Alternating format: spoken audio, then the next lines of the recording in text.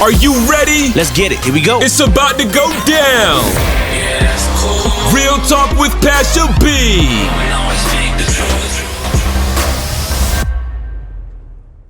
All right, y'all. Thank you for tuning in to this week's episode of Real Talk with Pasha B.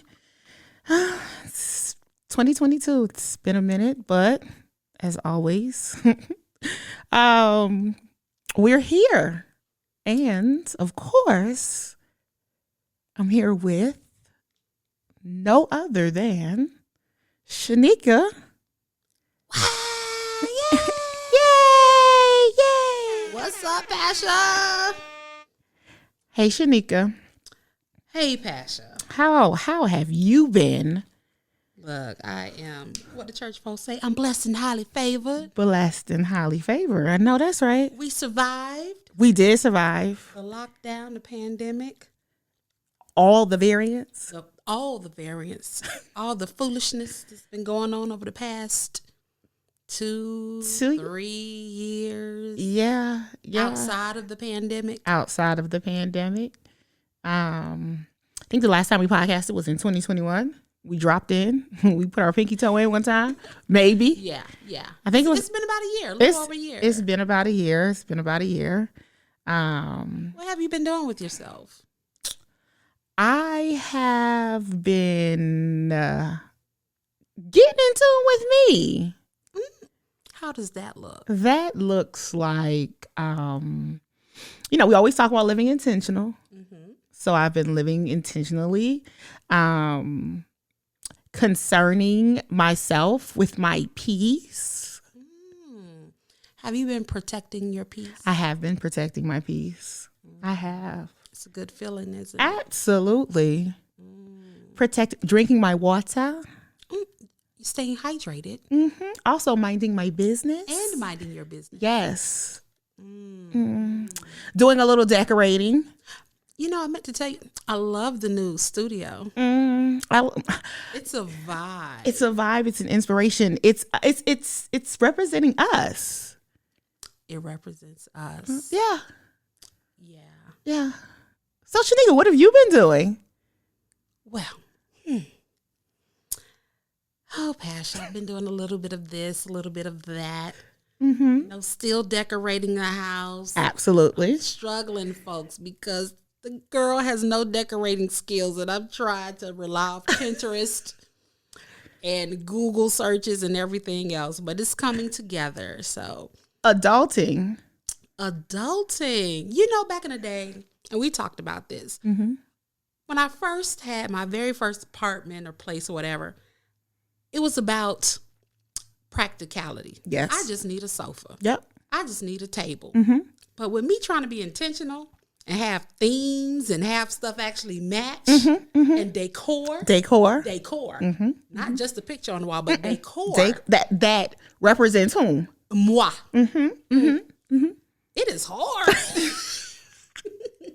And expensive. Very expensive. Very expensive. So as we know, the pandemic, whether it caused supply chain shortages, whether it is the root of this inflation that we're experiencing or they're talking about, everything is more than what it would have been 2 years ago. Yes. So being intentional, not wanting to, blow a whole bag on something, but also have it be a representation of you. Yes. Fit your vibe. And it's coming along, the vibe. I love the vibe. But you're right. Right. Yeah. And can I also, I'm just going to share this with the people out here. So Pasha got me into these plants. So she recommended I need some house plants, to cleanse the air and give a different energy to the place. Absolutely. So what I didn't know, plants actually at work. I thought you just get some house plants, throw it up there, put a little bit of water in it every once in a while, and give it a little bit of sunshine. Let me tell you, I put these little bougie persnickety plants. Tell Put them. them outside. Elaborate. What? Full So sun. She put them in the full sun. She put them out naked right? Because plants come from outside. Yeah. So, when the weather started to break, I was like, they've been in the house all of this time. Let me put them outside so they can get some direct sunlight. Those plants was out there 10 minutes. And when I tell you, they got sunburned, they withered up, they curled up like, ew. Fell out. Ew. They fell out. They did. I called Pasha like, what the heck is going on with these ones? She did. And I was like, you didn't read the directions, plant mom? Like, all of them you just can't put out in full sun. You didn't tell me all of this. I actually did. Wait. So let's be clear. Most plants have a care stick inside. They usually give you some type of care instructions. Here we go with the technicalities. So Sheneka thought, just like a lot of people do, so I'm not going to knock her too much, but a lot of people do actually think you water your plants once a week, keep it moving. And no. You can actually overwater these mugs. Yes, you can. Yes, you can. And some of them, Sheneka has a few of them, they do not like to be watered every week. So she found that out quick. No. And they will die if you overwater them. And they will. So I'm calling Pasha like, you need to come get these plants and fix them. Fix it, Jesus. Right. You need to fix them because they're doing too much. Right. But other than that, because that's a learning curve, you did say that those plants changed what? So they did change. And I didn't realize how responsive plants are or would be. So, I do see when I don't put them in direct sunlight, but I give them a little bit of, water. Like they perk up. Like they literally perk up and stand taller. And, it's like, oh, they actually look happy. They want to be here. They want to be here. They want to be here. So, we're getting to learn each other. In the meantime, you come to her place, she got a whole freaking botanical gardens over here. Her bougie plants has a whole sauna. What is that? It's a humidifier. A humidifier. I'm trying to recreate the Garden of Eden over here. Oh God, they have full spectrum lights. They have lights beaming on them 8 hours a day. Yes. Oh they get their water. They get their fertilizer. They get some Epsom salt, depending on what plants they are. Salt. Yes. I still haven't done anything to my plants except watering. And they're gonna show you how. They're going to show you how that's not the best thing for them in about 2.2 seconds. I guarantee it. It's the summertime now. So we did talk about what you can do in the winter. Like you can pull back some of your things on the winter because technically your plants are not growing as fast. But in the summer, dormant. Some of them do go dormant or they start to grow a little bit slower. But baby, when that temperature, when it peak and they see that sun outside, oh, they know what time it is. So when the next time we podcast, because we're not going to be gone that long, but the next time we podcast, Sheneka's going to be talking about some. Look, I gave him the passion. I gave him away because I've already done that. She has. Anything else been going on? I had a little bit of travel. You have. Trying to get out here and make up for lost time. Because outside is open. Outside been open. We just figuring it out. So, I got a chance to see Erykah Badu, Goody Mob, Ja Rule. Did y'all know Ja Rule is fine? Dang. So what's funny is sometimes to hear Sheneka because she is, I'm gonna say you're growing your flowers in certain things, right? Music being one of them. Yeah. So because I am the neo soul R&B, little bit of hip hop, little bit. So what's funny is, and it's all 90s only, early 2000s only. So we all knew Ja Rule was fine back in the day, right? Did we? Yeah, we all. Ja Rule physically has been now. No tea, no shade. There's a difference between being fine and there's hood fine. Oh, what you trying to say? No. Like, well, certain things float certain people's boats. So aesthetically, physically, I think that we knew Ja Rule had always, been in the gym. Physically wise, he had always been that dude. Like in the 90s, 2000s, in early 2000s in particular, when Murder Inc. was hot and popping, Ja Rule never had a shirt on. Oh, I guess I never paid attention. You didn't. You missed out. That Negro fine. You missed out.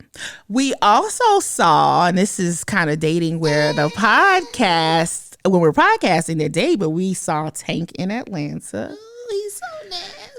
Let me tell you. He fine. He fine. Yes. He been fine. Yes. And he gets finer as he gets older. I think he carries himself in a manner. I'm not comparing the two because Idris is, as you all know, but their confidence, yes, is kind of the same, right? And when I say kind of the same, there may be things about Tank that people will be like, oh, he's short, whatever, but he carries himself in a manner that shows that his level of confidence, there's a level of confidence there, and that makes him more attractive. and it's not arrogant. It's not arrogant. It's not. It's very palatable. Palatable. I suck. Very palatable. So those who had the opportunity to enjoy him at the Mabel House Amphitheater in Mableton, Georgia, they would probably all agree. It was a good time last night. It was a good vibe. And he's a comedian. We talked about that. Yes, love his personality. Yeah. Love it. Well-rounded person, I think, at least what we see. So that was good. We are going to try to get to some more concerts this year Oh yeah. because Outside is open. outside is open. Hopefully we can get some stamps and these passports as well. Absolutely. Absolutely. So 2022 is outside is open. We're going to dive back into events, for example, concerts and things like that. And then the goal is to get some stamps in the passport. Oh yeah. Okay. We decided to come back with a hot topics podcast, and even though we've been gone for a long time, we're going to focus on like March, April, May, because these last 60 plus days of 2022. Look, folks been turning up. What's going on? What's going on outside? I think they just opened up outside, and and there's no ushers. There's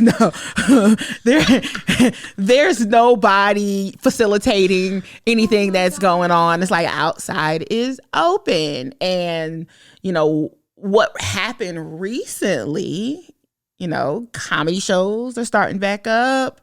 Dave Chappelle had a comedy show recently. I think it was like in the early part of May, was it? Where we at? No. Was it April? April. Late April? Or maybe early May. I don't know. Recently. Y'all know what we're talking about. And he was attacked by someone who was actually, we would assume, a patron, right? Like how he get in? Right. So we're thinking that people who go to comedy shows, and I guess this is maybe where we're flawed, because everybody's not coming to the thing because they support the thing, right? There are some people who are coming who have alternate agendas. And I think this young man did. 23-year-old Isaiah Lee, I believe that's his name. Yes. Attacked Dave Chappelle when he was performing live on stage. And if y'all haven't seen the pictures of him being skirted away on the gurney, the chicken wing picture. Like I've heard that term used many times before in altercations, but you never saw it. I've never seen it. So Sheneka sent me the picture, and she sent me an initial picture, which I think she may have gotten from Twitter or someplace, and I really, really, really couldn't see it, right? And then I think you sent me another picture, or maybe it was a video or something, a short video. And I was it was perplexing, right? Because I did not even know that the human body can contort that way. Can contort. Then he's on a stretcher. So in a chicken wing. Handcuffed. And they handcuffed the chicken wing arm. Okay? Not the arm that wasn't damaged. They handcuffed the chicken wing arm. And he's looking like he just was fighting, which... Fighting? He was in a fight. He was in a fight. He was in a fight. All right, I won't say he was fighting because that was there. He was there. Yes. But he got the paws put on him, and it's a lot of things that's going on, behind that. For one, the fact of violence, just violence altogether, right? How you can be on your job, because that's what Dave Chappelle does. He's a comedian, so he's on his job. And then there are people in the audience, whether it was, and I can't say this wasn't a planned thing, because I read someplace that he may have had some type of weapon on him, a gun knife thingy. So there was a level of violence, or there was a weapon. So there was a weapon. And who can just hop up on stage when somebody's on their job performing and attack somebody else? Look, I bet he won't do that no more. I bet you he won't. And if he didn't learn a lesson, if he didn't realize that his that shoulder could do what it did, I hoped he learned it now, because apparently Dave Chappelle's entourage or security, whomever. A combination of both. Didn't find it funny. And they made sure that he didn't go anywhere. I'll say that. I think they've been waiting for this smoke. Because, he's... There's been a lot of controversy with Dave Chappelle. There's been a lot of controversy with him since his Netflix specials dropped over the past few years. Didn't he have one last year? The Closer? I'm not sure what year that was. It was The Closer. That was the last one. I think it was last year sometime. I don't know. The last few years have been a blur. It has. I don't know. It has. Pandemic brain. COVID brain. That's what it is. Mm-hmm. That's what we're saying it is. So I think he's been waiting for the smoke. Him and his people. I would agree. There's been a lot of hate going on around him, a lot. And so what I've heard is that, of course he was able to still continue with the show. There was a joke that was made. That's me snickering. I'm not even going to say it. Well, he made a joke, in reference to his past specials or the issues that he may have with certain communities. I'll say that. He was able to continue and keep it moving. But I do agree with what you're saying, that he probably is prepared for there potentially being some aftermath with all the stuff that he's doing. Whether it be good, bad, however you view it, he's prepared for the smoke. And with that being said, what's happened subsequently is that the attacker is not being charged with a felony. He's been charged with a few misdemeanors, probably about 4 or something like that. And, Dave and his camp, especially Dave, he is not happy behind that, because that was a violent act on his job. And you had a weapon. So I'm up here performing, doing my job, just like if I worked at Walmart and you came in and you attacked me, had a weapon, that needs to be looked at. And it was a direct attack on him. No matter whatever the person viewed, if they liked his joke, didn't like his joke, we all know that there are other options. You can leave. Even if it's something that happened and this wasn't premeditated, you can leave. First of all, don't bring your ass to the comedy club. Don't. I think once you go to a comedy club, I think most people who go to the comedy club, you have an understanding of the reputation of, I'll say, most of the comics who are there. Occasionally you'll be, introduced to a new comic, that you're not familiar with. We all know not to sit on the front row. Absolutely not. We all know. Absolutely not. Unless you truly can roll with the punches. If you're sensitive, easily offended, don't sit on the first few rows. Sit in the back. In the back. In the bike. All the way. So these people who go to the comedy clubs or even watch the comedy shows, even on Netflix, it's like, you know what you're going to get. Don't watch. Don't partake. And you're usually going because you want to see the headliner, right? You want to see the headliner. If it's a headliner, the headliner is usually who draws the crowd. Dave Chappelle, it was his comedy show. Even if he had openers, it's his show. You're coming to see Dave Chappelle. And you know what you're going to get. You should know. He's been very consistent. Very much. In general. Very much. Yes. So I just don't even understand coming with this aura of offense. That's a problem here in this country. Why are we so quick to get not even the quick to get offended? Because I never want to tell anybody, oh, you can't respond. You can't be offended. Now, it may not be the person's intention to offend, and that's where you need to be in tune, right? But even if you are offended, does it make it okay that you're now going to respond with violence? I'm offended all the time. All the time. And Sheneka, clutch my pearls, right? Clutching my pearls. Clutch the pearls. I can't just wild out on people. First of all, everyone isn't stable. Woo. Everyone isn't stable, especially coming out of this pandemic. The foolishness and crazy level of crazy that was here before the pandemic has escalated to the nth degree now that outside is open. So, yeah. And just to put it on the record, I'm not always offended. She can be offensive. I sure can. Pasha has a mouth on her. I sure do. But if you all haven't figured out over the past few years. But I've gotten better, haven't I?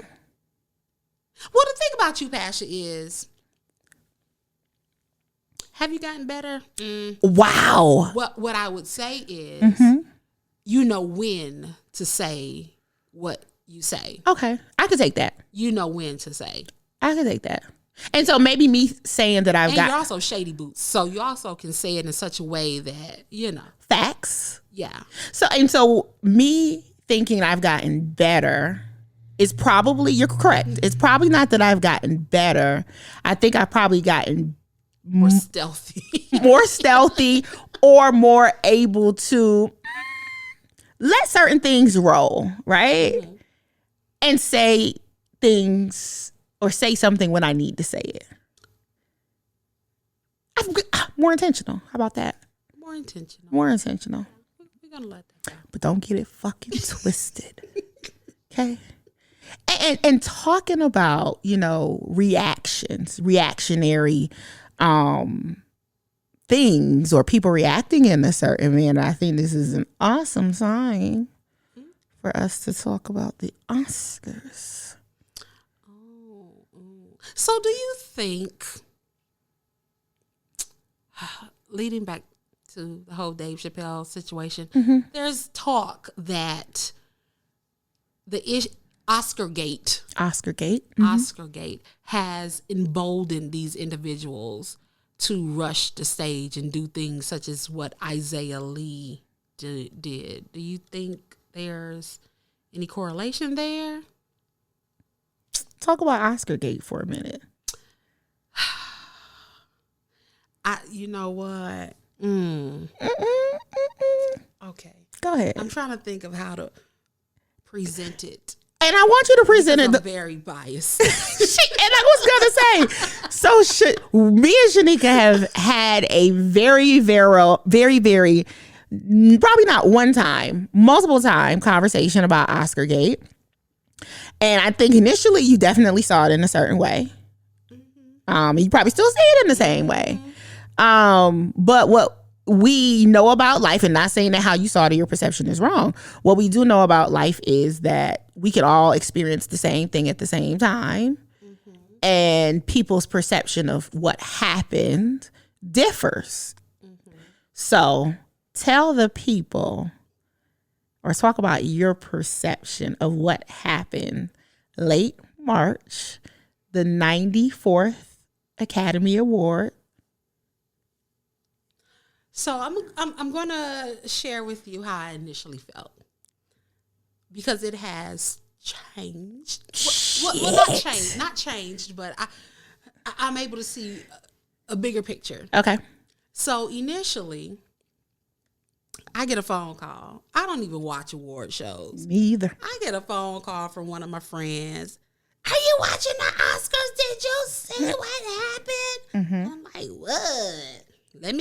Let me go to Twitter, which is like my new place now. I love Twitter now. Anyway, so I see Chris Rock make a comment about Jada Pinkett Smith, about her aesthetic. And he said, I can't quote it. Not verbatim, but I can't wait to see the next G.I. Jane 2. And And you'll be the first one, something like that. Jada's going to be like starring in it or whatever. Yeah. And then next thing you know, everyone chuckles. Ha ha, ha ha, ha ha. Not everyone. Except Jada Pinkett Smith. Will, ha ha ha ha ha. He's guffawing. The next thing you know, the camera cuts.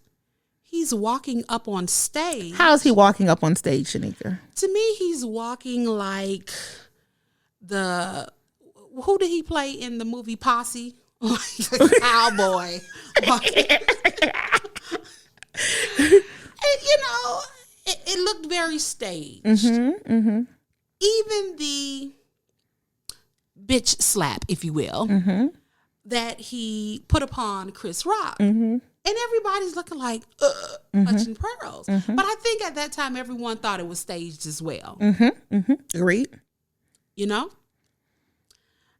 I'm not even putting much into the slap, because honestly, it's not like Chris took a step back with one leg, like, He did. And I think most of what we heard was the microphone. And then Will walks his little cowboy self back with a little smirk on his face. He sits down, and it wasn't until he said, And I quote, keep my wife's name out your fucking mouth. Period. And then he repeats, keep my wife's name out your fucking mouth. And then I think a large gasp rolled across the audience. a C. It was a gasp that was like a C. A sea of gas. A sea of gasps. Right? Clutching of pearls. Clutching of pearls. Like, this is real. And then Chris Rock's response, like, all right. Okay, I got you. It was like a joke. It's a joke. Yeah, it's a joke. So your initial thought about that was? My initial response was, that was a punk move by Will Smith. That was a punk move by Will Smith.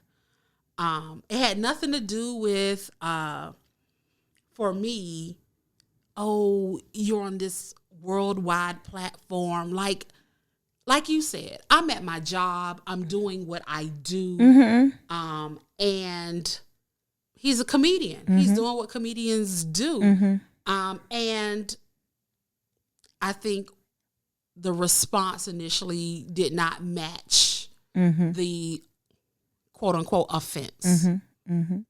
I'll stop right there. I'll pass it to you. Okay. So just to give the story just a tad bit more meat, Jada Pinkett Smith has she's come out and said that she has alopecia prior to, I think maybe last year, 2 years ago. And Sheneka's looking at me like I'm crazy. I'm just giving meat to the story. So her bald head is... Her head wasn't bald. She has a low cut. Okay. Her very low haircut at this point in time is as the result, because you're right, she's not completely bald from alopecia. She decided to cut her hair because she has alopecia. And it's not the first time. And Willow also has the very same haircut. Continue. Okay. So with the bald head, I believe that's what prompted Chris Rock. And she had on an army green dress. She had on a green dress. It was not an army green dress. She had on a green dress. What color? I think it was like the color of my couch, an emerald green dress. It was dark. Well, army green ain't dark like this. Her whole aesthetic. Ooh. Continue. I'm sorry. So we see where her angle is coming from. And so he made the joke. It appeared, because one thing that we did talk about was Will was laughing.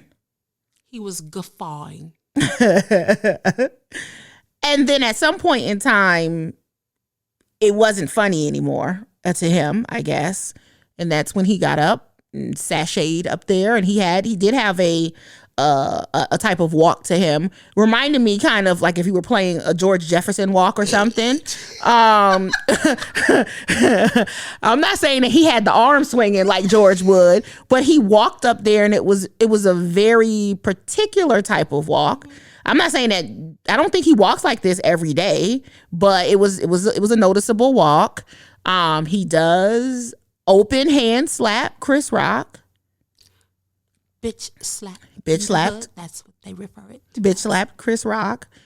It appeared as though it looked staged, because what I think I heard more was a sound of a slap versus the sound that you would hear when someone gets slapped, right? So it sounded like it was, for lack of a better word, it was an insert or someone put in a sound effect to that slap.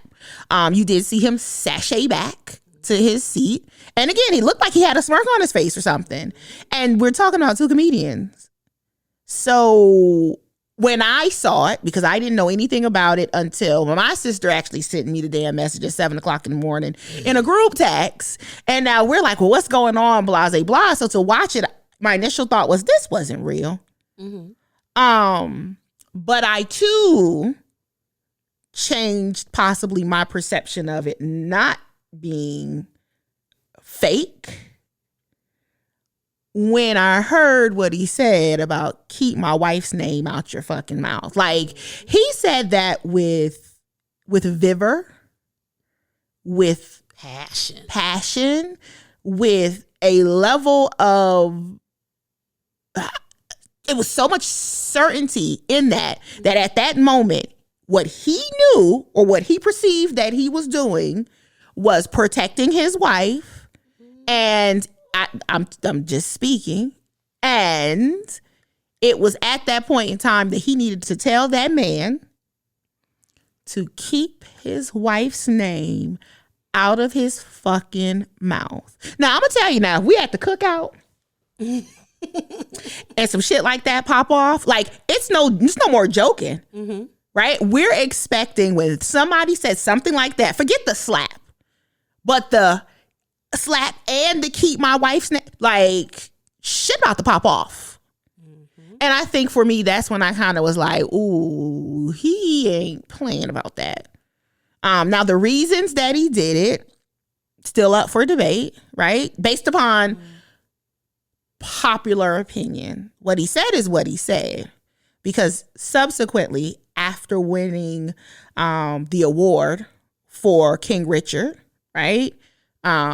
He said his congratulations speech or his acceptance speech.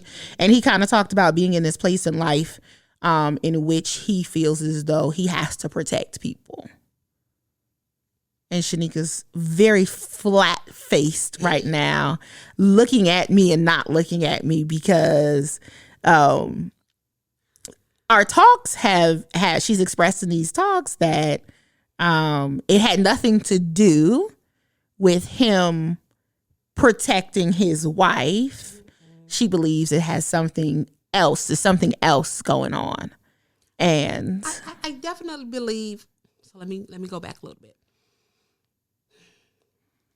I believe protecting your wife, and I'm going to extend it to your family, is a proactive thing that you do by not putting your business in the streets in the first place. Full stop. I don't think you need a full stop because you're going. Okay. If that was your angle, you should have been intervening with the level of openness that you allow, or the lack of boundaries that your family had. I shouldn't say lack of boundaries, because I'm sure there are certain things we don't know about. But you invited the world into your life. And there are a lot of things that your family has shared over the years that I don't align with protecting your family. Because they shared.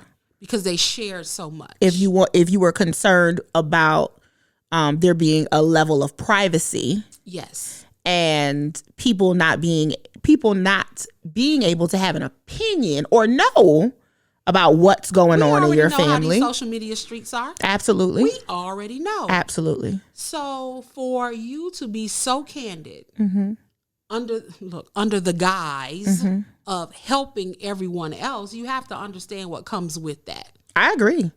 And for you to lash out on Chris Rock, I honestly don't believe he just caught it that day. And I think Chris Rock represented all of us. So you're saying that Will's been waiting to put the pause on somebody? Well, I think it's been building up. I think it's been a slow build. And I'm going to say that we all are responsible for it as people who are, who partake in social media. Will especially, everybody calls him weak, simp, and you can't control your wife, and certain things Jada have shared about her not being satisfied with her husband, and like just putting it all in the streets, and everybody looking at you, dude, like, your situation at home is problematic. You can't control your family. And I think over the years, I don't think he really spoke to it. And I'm just going to say, I'm not a big follower. I used to watch Red Table Talk back in the day, but it just got to be too much. Too much for me. And I, anyway.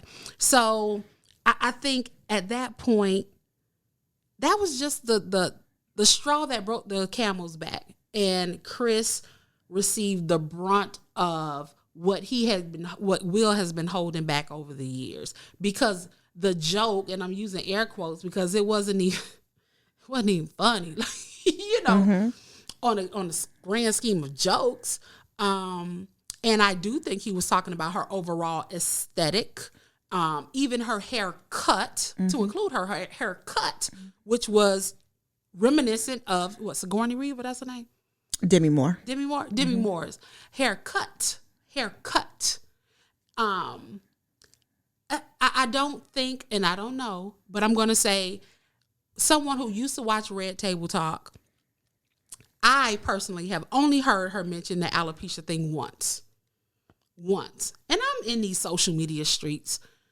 I've only heard it once. So to go in and say, let me say, you all out there in the cyber world, taking this whole alopecia thing, it went from her having a medical issue to her having a disability, like how they stretch this whole alopecia thing. Give me a break. Like, seriously, give me a break. She's not walking around here bald. She had a low haircut, and I do believe he was speaking to her overall aesthetic. And I know for me, I don't find that to be an insult. What? Well, so just again, background would be, this is not the first time that he made a joke about her at an Academy Award, I believe. Yeah. So this would be a second incident. You know, there have been rumors. And it was true, too, what he said in 2016, right? And whether it's truthful or not, what I'm going to say is, and you know, I've said this before, just because you can say something doesn't mean that you should, right? But secondly, there have been some rumors out there in the interwebs that Chris Rock and Jada, you know, may have had a situation, right? In the celebrity world, especially when you are the minority, which is Black people, the circles are not that big, right? So there may have been, and I'm not saying that they had any type of relationship, especially one of a romantic nature, even though that's what I've seen kind of floating out there as well. But it's my understanding that they're known to each other, right? Mm-hmm. So with that being said, if, let's say hypothetically, they were friends, they run, or even acquaintances that run in the same circle, having your wife be a butt of a joke in a environment that is highly white, right? Because the Academy Awards, we don't care about them. What you mean we don't care about them? I don't see it as being problematic because it was around a bunch of white folk. But that's something in our culture, that there's a way to act when it's us, and it's a way to act when we're with them. Like, let's not act like that's not something. So what I'm saying is, Will could have looked at it as wrong place, wrong time for this harmless joke, right? And so you're going to go escalate it. No. I'm building up to something. Wrong place, wrong time, protecting his wife. Even some of what you said, that it could have been a buildup, right? And his action did not match the offense. It did not, because he could have handled that differently, very much so.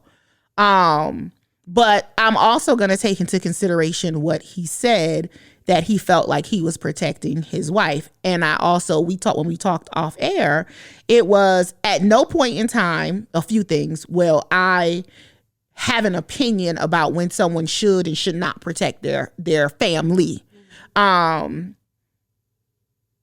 It didn't have to look the way that it looked, though. That does not make it right for you to put your hands on somebody. Absolutely not. Absolutely. Chris was doing a job.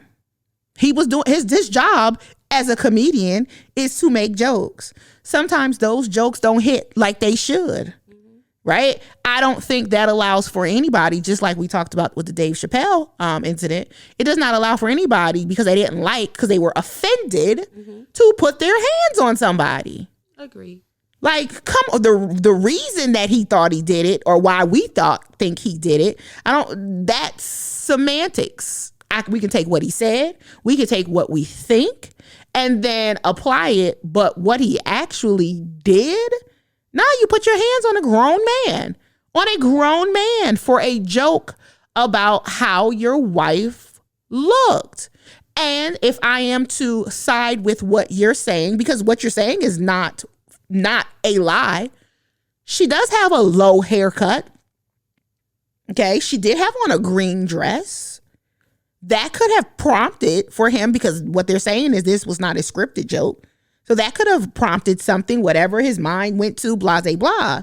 But you talked about the way that she looked, and that didn't necessitate you to get up in front of a room full of people and put your hands on this man. Because where we from, that would have been a whole full fight. No matter where we were, tables would have been moving, right? Somebody would have had to come get us. And so if you weren't ready for that kind of smoke, then you shouldn't have did it. But here it is. Some talk about that is, well, maybe, he knew Chris Rock wasn't going to do nothing. Chris Rock was an easy mark, as you were saying, because he had some other shit going on, and maybe he wanted to put his paws on somebody else because of all the stuff that he's had to deal with.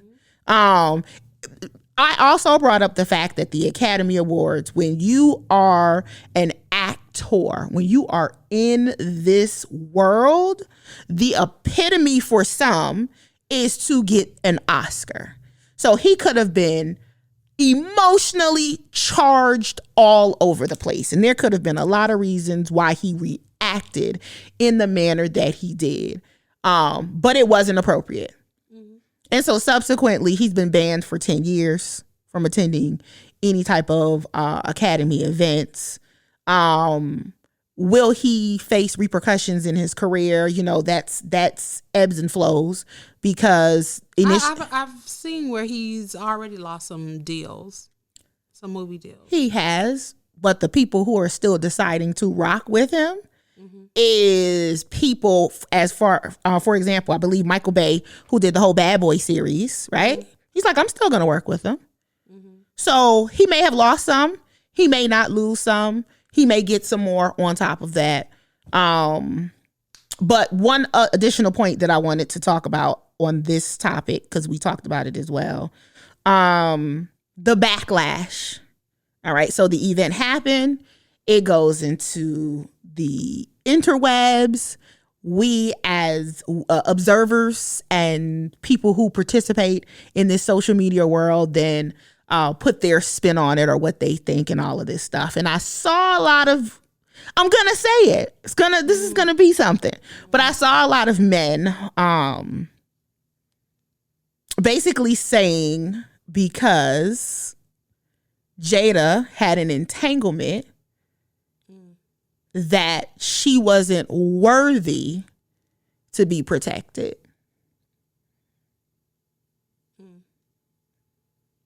And I had a problem with that. What was the problem that you had? The problem is that ain't none of y'all fucking business. Because it was agreed upon. It seems like the entanglement wasn't agreed. It was a known. It was a known. It was a known situation in their household, right? And there are a lot of people out here that are in relationships that look like theirs, and they don't know it, or worse. I agree. So if you out there, if your wife, or if you out there doing something, messing around, your wife out there messing around, does that allow for another person, an outsider, to sit here and say that you can't protect your wife? I got a problem with that. Mind y'all fucking businesses, okay? But I will also say, and I agree with what you said, Sheneka, when you put your business out there, you put yourself in a situation that you allow for everybody to have a fucking opinion, a comment, a concern, a church fucking finger, right? They could stick their pinky toe in your water and all of that stuff. So I agree. I agree with that. But to sit here, like, that's the pot calling the kettle black. Some people are out here in the worst relationship situations.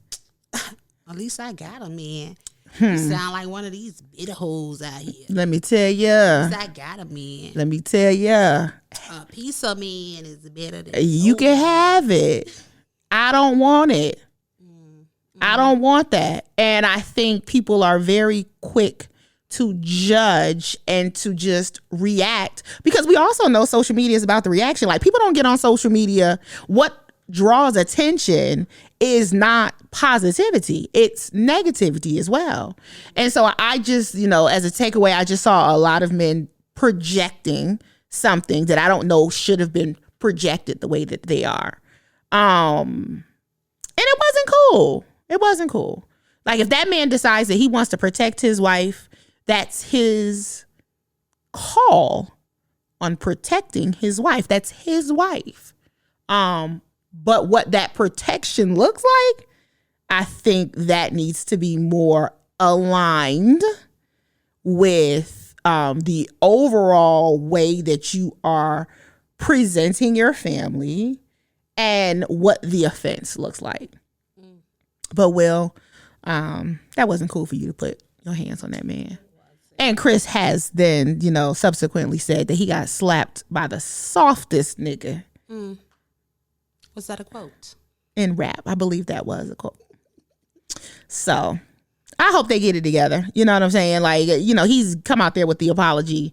What I see that Chris is saying that he ain't really talking about it until somebody show him a bag. Throw a bag at me and I'll talk about it.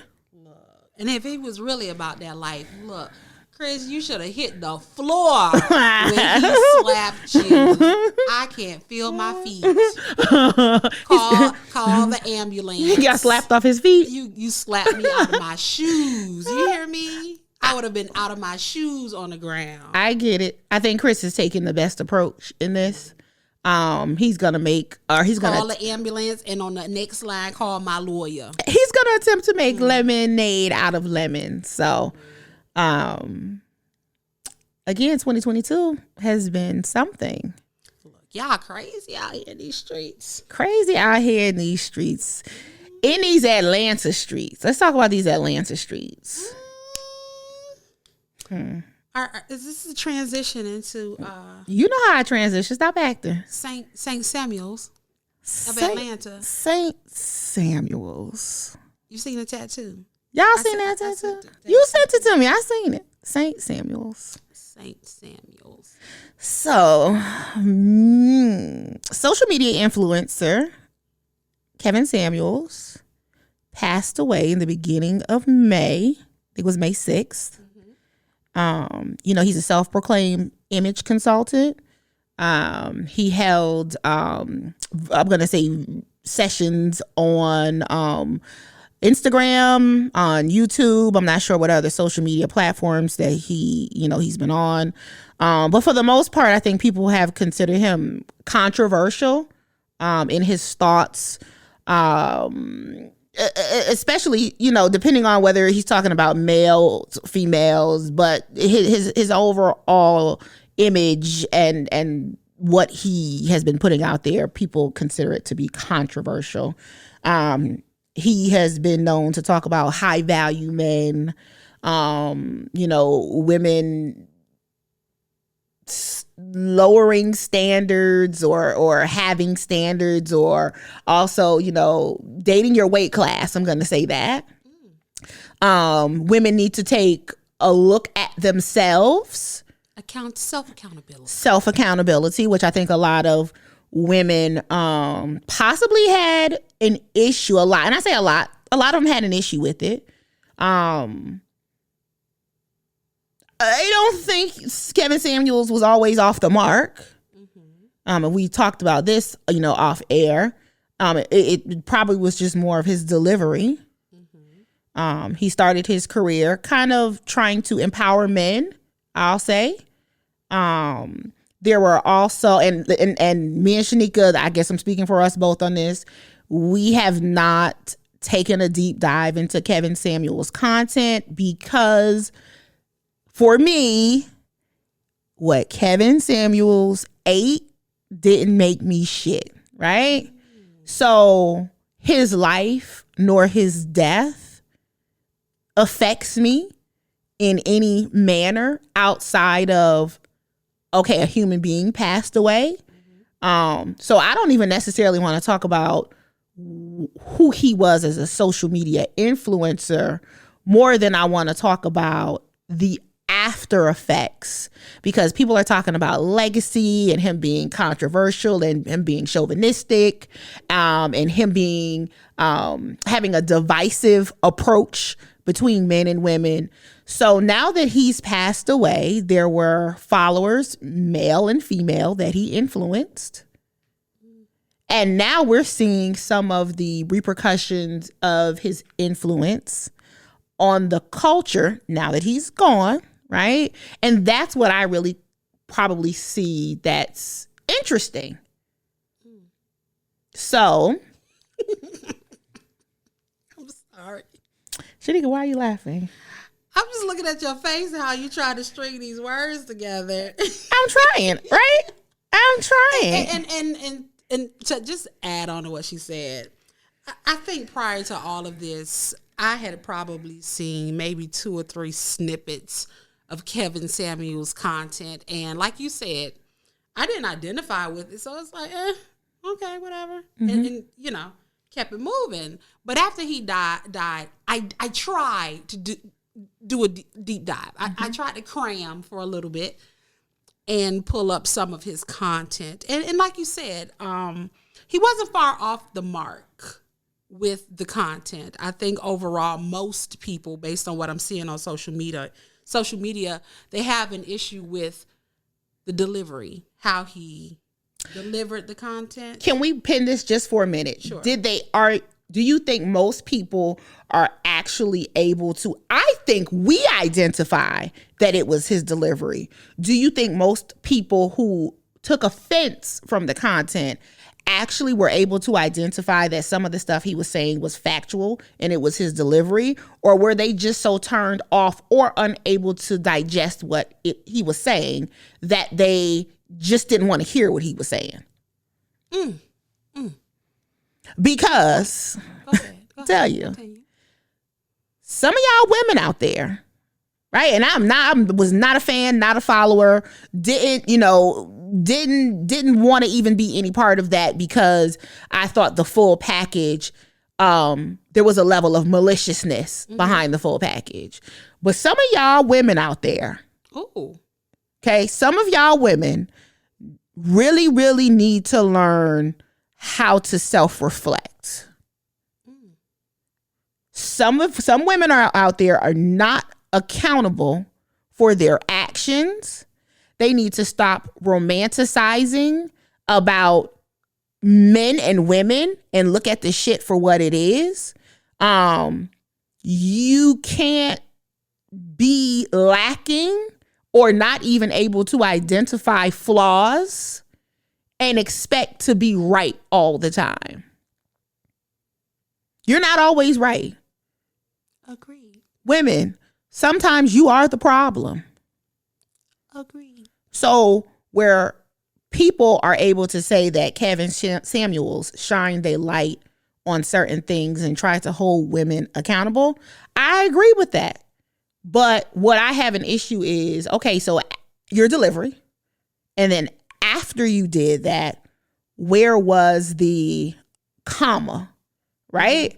Because what you did, the fact that he had the influence and he had the audience, I think he could have handled his, I don't want to use the word power, but I'm going to use influence. He could have handled his influence better. He had a lot of people who was either open or wanted to believe what he said to the T. Mm-hmm. And I think that's, not to quote a Spider-Man, but, with great power comes great responsibility, right? Is that a Spider-Man quote? That's from Spider-Man. Yeah, I believe. Did it originate with Spider-Man or did he steal it from somebody else? Listen, I'm giving the damn credit to Marvel and Spidey, right? Oh, my God. And with that being said, I think he should have been responsible for his message and his influence, because there were people who needed it either presented to them in a different manner or needed it presented in a way that wouldn't allow for all this negativity to then breed and bleed over into their everyday life. So we see now people who have gotten a person got a tattoo that says Saint Samuel. They're holding him on the regard of a saint. He's been called a saint. He's been called a godfather. Look, and let me tell you about this fool over here talking about the Godfather. Pasha. James Brown was the godfather, so do you know how much lye he had to put in his hair for that to happen? Like, you don't become a godfather in 2 years. How many splits he had to take? How many splits he had to actually do on stage to be called a goddamn godfather? And you have people around here throwing around the term godfather and saint to a man who I believe had only had like a 2-year major run. And I don't want to dim or diminish Kevin Samuels, because I don't think that I have enough knowledge about him as a person to try to diminish that. That's not the thing. So again, we're not talking about him. We're talking about the aftermath and how his influence has influenced people, Emboldened people to think that they can take exactly what he said, apply it to their life, and that it's either going to work or it's not going to work, right? And I think we're seeing some of how people are not emotionally intelligent. Because if you were a follower and believed everything that Kevin Samuel said and thought it was the gospel and thought he was a saint and thought he was a godfather, I just challenge, and I don't even want to say challenge, because again, if you are a follower of his, that's good for you. But I think that there was another side to it, the openness, the being able to be in a room with people and to agree, not to agree, that there were some things that he said that was problematic, especially if you want to be a active, healthy participant in the group of men and women. And I'm talking about black men and women. It was problematic. So, and I want to add another layer to this conversation. I don't particularly find him to be overwhelmingly problematic. Overwhelmingly, that's the primary word I want us to focus on. I think how his supporters interpreted or took that message and put it on groups of people. I ultimately, I find it unfortunate that there were groups of people who felt so unheard, who were so insecure that they were open to receive not the message, but the maliciousness. Like, they took the message and they put it out in such a malicious way. So even when we have conversations about, the accountability factor, yeah, I get the accountability factor. Also, people really look to this man as a father figure. So I think we need to look at the community and say, well, where are the people in your lives directly? Why weren't they there to influence you in a manner so that anything that a social media influencer said, that wasn't the thing to fill the void that you were missing? I think there are a lot of, and I'm going to say men who feel overlooked. Absolutely. They feel overlooked, and some of them are socially awkward, and some of them, and let's be honest, not only are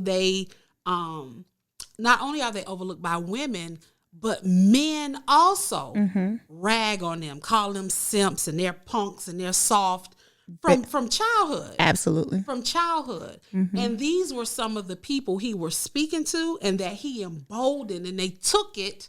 One, it did empower them to a certain level, but then they took some of that rhetoric, and instead of holding up the mirror to themselves or holding up the mirror to the people in their immediate surroundings, they projected it on to all black women. Nah, I just think that was problematic. So the voiceless and those people who are insecure, those people who called into the show, much like we talked about the comedy show, you already know what you're getting. So if you're following him, you already know what it is. So for you to open yourself up to whatever critique that he gave you, I think that speaks to a certain level of insecurity that you had to even expose yourself in that manner on social media. And he did monetize off of that. Let's not forget that. Monetized off of that. And at the end of the day, for me, the bigger threat isn't or wasn't Kevin Samuels, it's his supporters. because I feel like the message that they took and how they unleashed that onto other people was more malicious and more hurtful than the original delivery that Kevin Samuels gave. So that's more so my concern when we talk about the aftermath. And like I said, the glorifying. Yes, he had a message, but how that message has been interpreted by some people is problematic. And it looks like hate. And you know, you and I know you say this all the time, like, we don't like each other. Men and women, black men and black women, we don't like each other. And it's unfortunate because I feel like we're what we have. We need to reach out to each other, and I don't feel like the conversation lent itself to resolving our issues in the community. And you're right. And so just to touch on what you said about monetizing. So in this world of social media, clicks and likes equate to fame. It equates to revenue. It equates to status, right? So it can also be looked at as though he was provocative or his delivery was of such, because we all know negativity on social media is what gets the clicks and the likes. So let's not forget that he was a businessman. And a businessman. So I actually pulled up one of his old videos because I think he started in 2015. And although he was well put together, you know, just clean cut, he wasn't as polished. I mean, he still had the suit on, but it didn't look like a tailor-made suit, you know. It didn't appear like he had the expensive framed glasses, but he was still well put together. And I'm listening to the conversation, and the content overall was the same, and he was talking to men specifically in this video, and it didn't come off as malicious at all. At all. So at some time between then and now, there was a realization of, like you said, provocativeness and malicious, that sells on social media. So there was a change. And again, I can only say so much because I did like a cram session, a few hours just trying to watch all the videos and all the different content surrounding him. And there definitely was a transition. It was a transition. And I know some people, they speak to, he didn't gain the traction that he had until he started, I'll say, demeaning black women. So I think the takeaway from this is, like, for everybody else, because I even heard stuff about legacy and, you know, the comments that certain people made that karma is a bitch, basically. And the legacy that he left behind, you know, legacy is for people who care about legacy, but it's more for who's left after you leave. And so I think that Kevin Samuels understood the mechanism that was needed for social media for him to gain that popularity. I won't even sit here and say that he cared about legacy, right? What he did from the standpoint of image, how he looks, or how we think about him. Once he's no longer here. Because again, for some people, legacy is my family financially positioned to carry on, whatever. So I don't think he cared. And so with that being said, I just challenge his followers that because of this aftermath, you know, there's you can look at this in several ways. You can look at it as in, he's not being currently remembered for the positivity, he's being currently remembered for the negativity. And I know that they'll probably say, well, that's dependent upon how you receive the message. But you made a comment about mending the divide between the men and the women. And if that was truly his objective, if that's what they're saying, if it was to hold up the mirror to the women, if it was to hold women accountable, men accountable, well, what I will ask this question, especially of those who are listening, Did he accomplish that? And if he didn't, yeah. I know some would say that I've heard, and I know that should have probably been a mic drop moment, but I heard he had like a dating platform, and there were actually people who, got together. But overall, what you're talking about is how many people even know that? Because I didn't until you told me. Yeah. So people don't even know you for the good, and I'm using air quotes, the good that you may have put out in the community. All they know you for is the maliciousness. So. So I think we have one other topic to talk about. Ooh, child. And we're going to just touch on this very, very briefly because I think it's still like it's developing. It's developing as we speak. But it is the Supreme Court's decision to, overturn Roe versus Wade, which Sheneka, had to bring me up to speed with, because there's a perception about Roe versus Wade and what it truly is about. But in a nutshell, Roe versus Wade, and Sheneka is the official note taker, so I'm sure she has notes on it. I see her pen moving, so she's going to clean me up on this. But what I have had to understand, Roe versus Wade is not necessarily specifically about the right to have an abortion, but it is more about the right of privacy. Yes. So go ahead and break it down for me, Saucy. So that's all I have. So let me tell you, I've been attempting to listen to conversations and read up on this from different angles. And you know what, Pasha, you need a law degree to dissect some of this stuff. I'm like, this is beyond my level. My level of understanding from the standpoint of how people are trying to dissect the Constitution. Like, look, can we do it or not? So I will just tell you my takeaways, because just going into the deep dive is just a lot.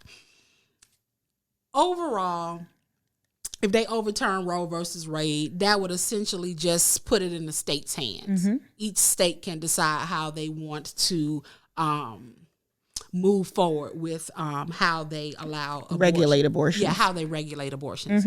Thank you. And of course, that split down party lines as far as how that's going to take place. And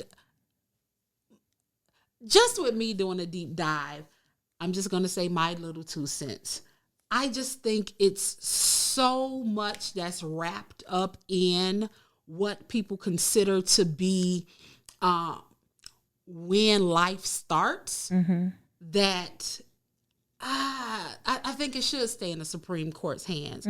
I don't think any government entity should be able to tell you, no, you cannot move forward with how you and your doctor deal with your health issues. Just to go back, should it stay in the Supreme Court's hands to leave it the way that it is?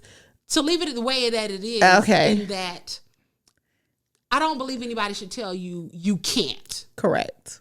So I'll just say that.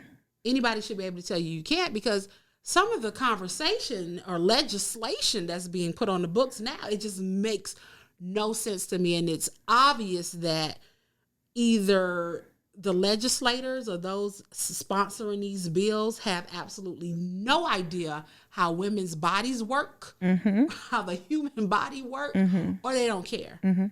So, and I'm just going to use for instance. I know one of the bills that's on the table, I think in Louisiana, they're considering outlawing certain. They're considering outlaw. Oh, sorry. Sorry. I'm over here making noise and Pasha's telling me, shut up.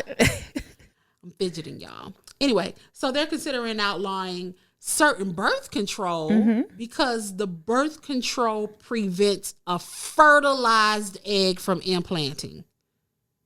So they're making the nexus to that being an abortion or you killing a child. Terminating. you're terminating the pregnancy. So, Health 101, when the spermatozoa connects with the ova and it fertilizes the egg, it travels down the fallopian tube. To where? Mind you, it's fertilized, right? So it's doing whatever magic it's doing in this little cell and multiplying as it travels down the fallopian tube. And then it implants itself along the uterine walls.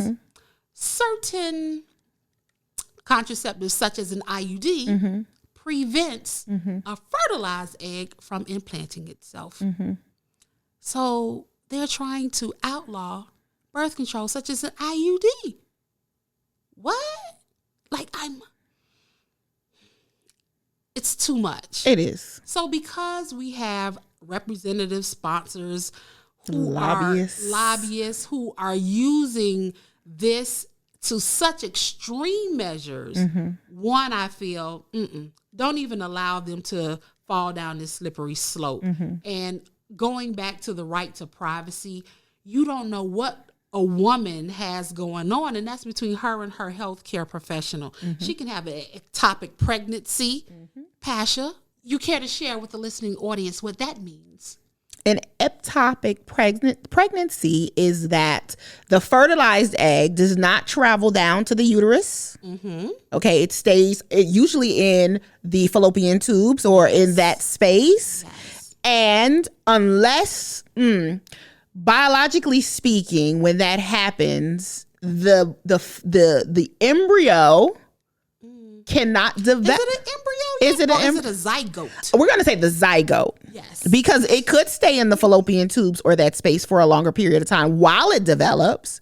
But that environment is not conducive for the development of an embryo. Yes. And it can ultimately do what to the carrier? Kill the mother. Kill the mother. I don't think that there is any probability that the zygote is going to survive. And because of this mass now growing in a place where it's not supposed to grow, ultimately this leads to a high percentage of death or a percentage of death to the mother. That part. And then there's so many other unanswered questions, because if we're now considering this a child, pro-lifers, can I put insurance on this baby? Can I get some EITC? Can I get a social security card so I can get some EITC, some child tax credit? Can they start getting child support? Exactly. It opens again a broader conversation, because you just can't say, okay, this is a person now, and not follow through with all the benefits, the life, right? that a person would have. Yeah, right. But we don't want, not we, but they don't want to have that conversation. And then it goes back to the separation of church versus state. So, look, go ahead and say it, because I'm about to. I want to talk briefly about the fact that this even decision to overturn this is in the hands of people who are not in their reproductive prime. Old people, right?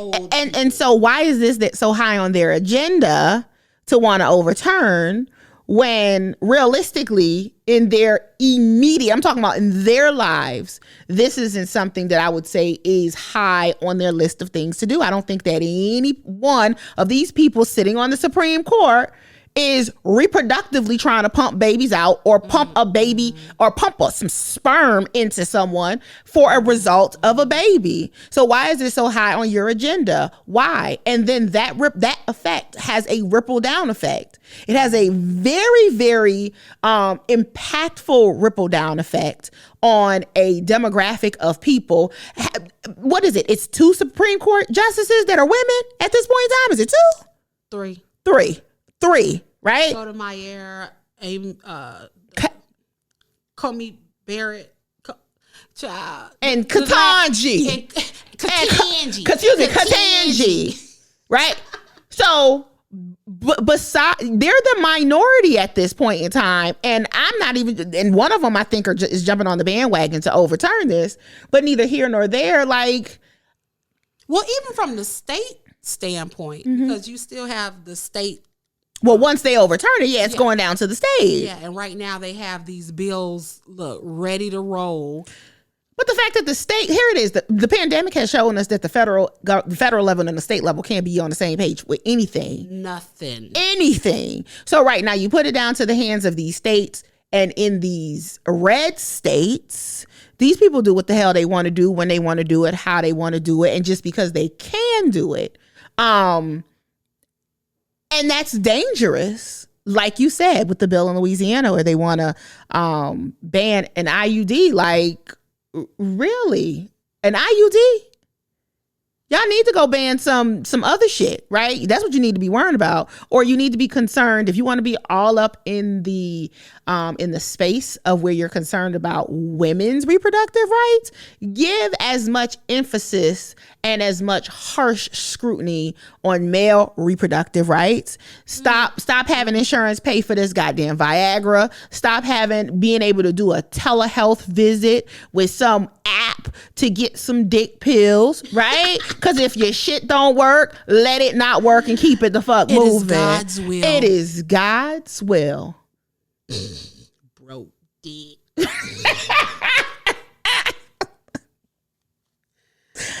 Oh my God. Yes. But it's opening up a lot. It's opening up, and it's been said over and over again, when you regulate abortions, when you ban abortions, it does not stop abortions from happening. It just makes them more dangerous. It makes the procedures dangerous. It makes it more risky for someone to get an abortion, because they're going to have it. They're going to go and get it, or you're going to make it harder for the person to be able to do it. But it's not going to stop people from having abortions. It's not. So you would rather have women risk their lives, right? Because you're taking it out of the hands of them and their healthcare provider. You're going to have women now risk their lives to do what they believe is best for them. And they're going to do it by any means necessary. And this is the United States that we live in. Like, let's not sugarcoat this. This is supposed to be what? The greatest country of it all?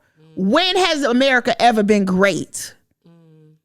At what? At anything. At anything. And we're not even going to do a deep dive into the conspiracy theories of it all. Oh, yeah, because there's a lot. It's a lot. It's a lot. Because at the end of the day, I don't think they care about our babies. I don't think so either.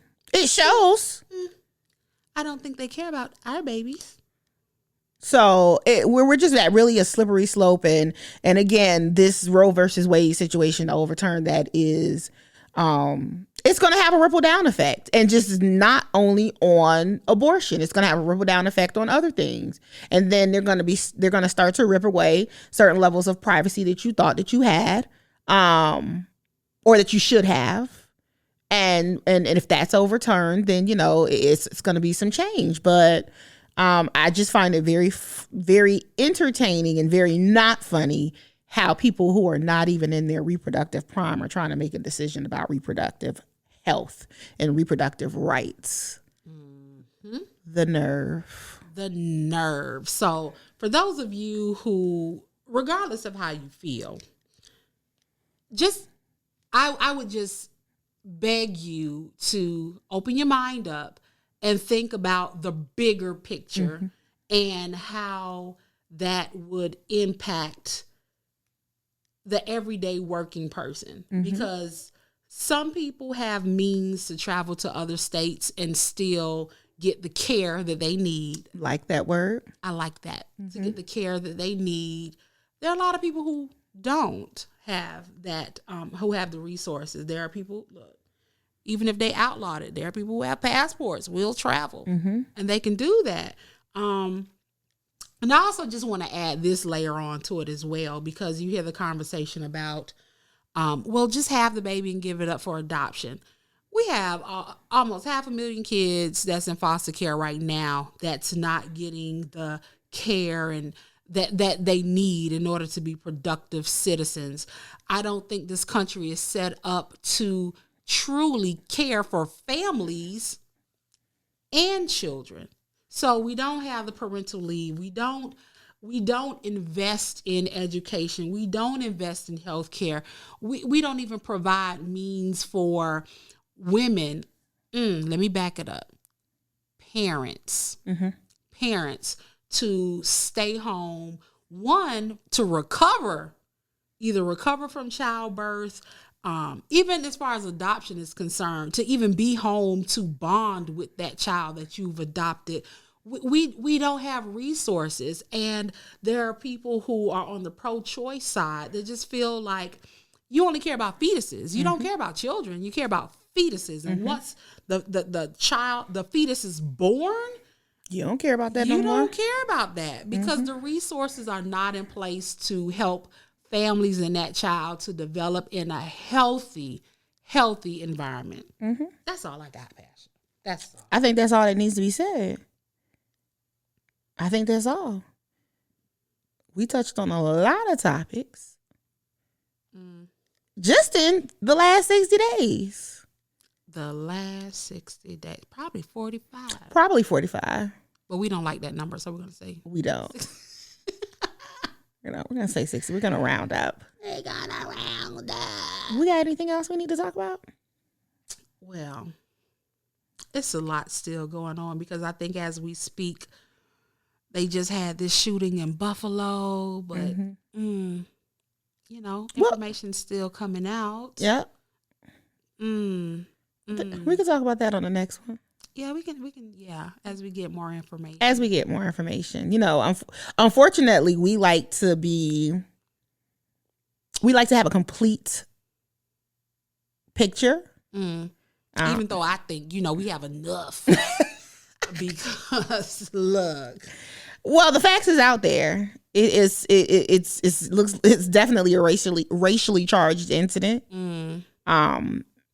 And just to touch on it right quick, so there was an 18-year-old went into a Buffalo, I think Tops supermarket.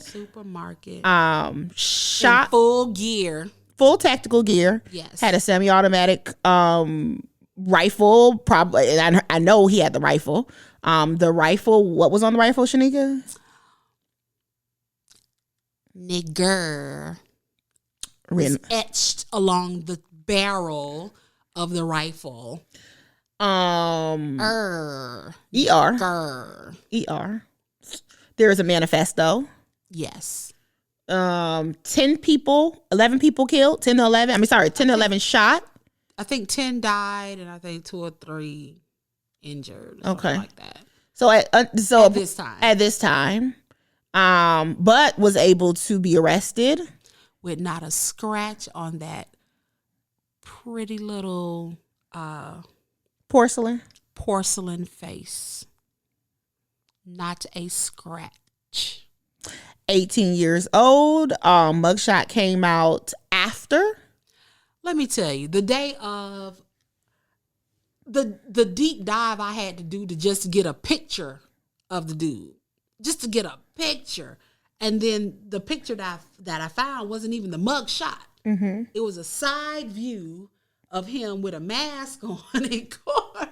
And so for us to be fair, we gave Dave Chappelle's attacker, who appeared to be a black person or a person of color. We gave his name. What's this young man's name? Girl, he wasn't on the list. Hold on. I know he wasn't, but let's put his name out there, because putting a name to it makes it more. I think it makes it powerful. So let's address him by his name, because that's Peyton Gendron. Look, Gendron. Gendron. So Peyton Gendron of Conklin, New York. He drove like 200 miles. Walked into, it appears to be a supermarket that's probably with predominantly black shoppers, or in a black community. Nigger was written on the semi-automatic weapon that was used. He's killed at approximately 10 people at this point in time. I believe most of them, if not all of them, were black. Yes. So we're gonna put name to this person because it is what it is. So we're not gonna gloss over and say an 18-year-old. No, that's who Peyton went in this store and killed black people intentionally. Ooh, child. We're gonna end it on this note because there's a lot going on. But I had an awesome time coming back to the mic. It has. I missed it. I missed it. We must do this again. And we will. So how do we normally close out? Until later. Peace. Peace. This is Real Talk with Pasha B.